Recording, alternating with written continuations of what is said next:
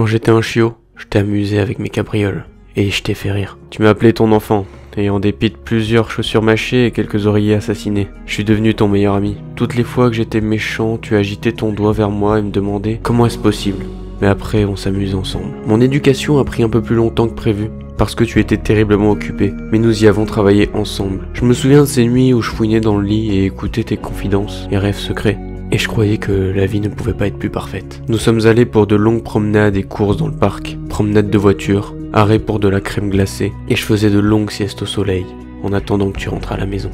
Progressivement, tu as commencé à passer plus de temps au travail et à te concentrer sur ta carrière, et plus de temps à chercher un compagnon humain. Je t'ai attendu, patiemment, t'ai consolé après chaque déchirement de cœur, et chaque déception. Ne t'ai jamais réprimandé au sujet de mauvaises décisions, et me suis ébattu avec joie lors de tes retours au foyer. Et puis tu es tombé amoureux. Elle, maintenant ta femme, n'est pas une personne chien, mais je l'ai accueillie dans notre maison, essayé de lui montrer de l'affection et lui ai obéi. J'étais heureux parce que tu étais heureux. Ensuite, les bébés humains sont arrivés et j'ai partagé votre excitation. J'étais fasciné par leur couleur rose, leur odeur, et je voulais les pouponner aussi. Seulement vous vous êtes inquiété que je puisse les blesser, et j'ai passé la plupart de mon temps banni, dans une autre pièce ou dans une niche. Oh, comme je voulais les aimer, et je suis devenu un prisonnier de l'amour. Comme ils ont commencé à grandir, je suis devenu leur ami. Ils se sont accrochés à ma fourrure et se sont levés sur leurs jambes branlantes, ont poussé leurs doigts dans mes yeux, fouillé mes oreilles et m'ont donné des baisers sur le nez. J'aimais tous deux et leurs caresses, parce que les tiennes étaient maintenant si peu fréquentes, et je les aurais défendues avec ma vie si besoin était.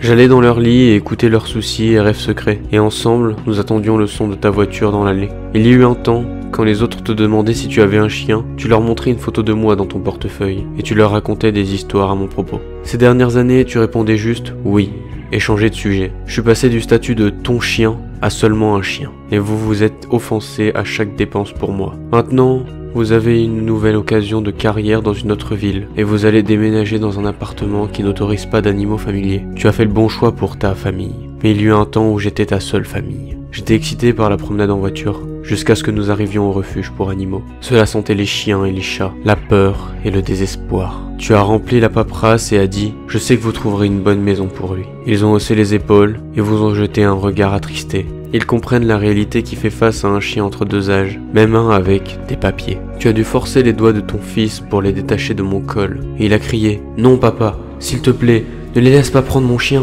Et je me suis inquiété pour lui. Quelle leçon lui avez-vous apprise à l'instant au sujet de l'amitié et la loyauté, au sujet de l'amour et la responsabilité, et au sujet du respect pour toute vie?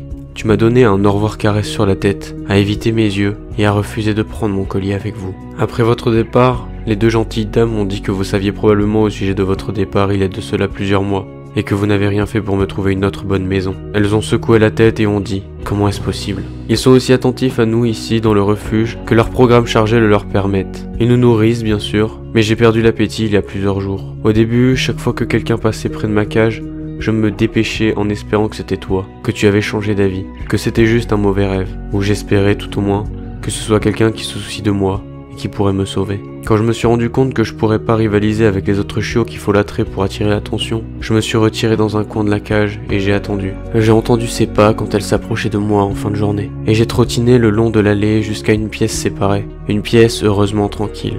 Elle m'a placé sur la table et a frotté mes oreilles, et m'a dit de ne pas m'inquiéter. Mon cœur battait d'appréhension à ce qui était à venir, mais il y avait aussi un sentiment de soulagement. Le prisonnier de l'amour avait survécu à travers les jours. Comme c'est dans ma nature, je me suis plutôt inquiété pour elle. Le fardeau qu'elle porte pèse lourdement sur elle, et je le sais, de la même manière que je connaissais votre humeur chaque jour. Elle a placé une chaîne doucement autour de ma patte de devant, et une larme a roulé sur sa joue. J'ai léché sa main de la même façon que je te consolais, il y a tant d'années. Elle a glissé l'aiguille hypodermique habilement dans ma veine. Quand j'ai senti la piqûre et le liquide se répandre à travers mon corps, je me suis assoupi, l'ai examiné de mes gentils yeux, et murmuré « Comment as-tu pu ?» Peut-être qu'elle comprenait mon langage. Elle a dit « Je suis si désolé ». Elle m'a étreint et m'a expliqué précipitamment que c'était son travail de s'assurer que j'allais à une meilleure place, où je ne serais pas ignoré ou abusé ou abandonné. Une place remplie d'amour et de lumière très différent de cet endroit. Et avec mes dernières forces, j'ai essayé de me transporter jusqu'à elle, et lui ai expliqué avec un coup sourd de ma queue que mon « Comment as-tu pu » n'était pas dirigé contre elle. C'était à toi, mon maître bien-aimé, que je pensais. Je penserai à toi et t'attendrai à jamais. Puisse tout le monde dans ta vie continuer à te montrer autant de loyauté.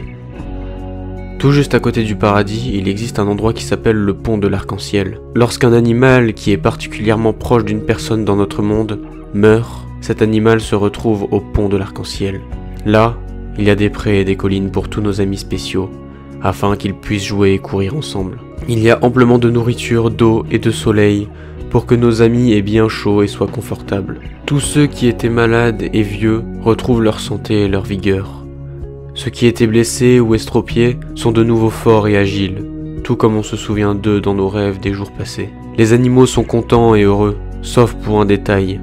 Ils s'ennuient d'une personne très spéciale, une personne qui est demeurée derrière. Ils courent et jouent ensemble.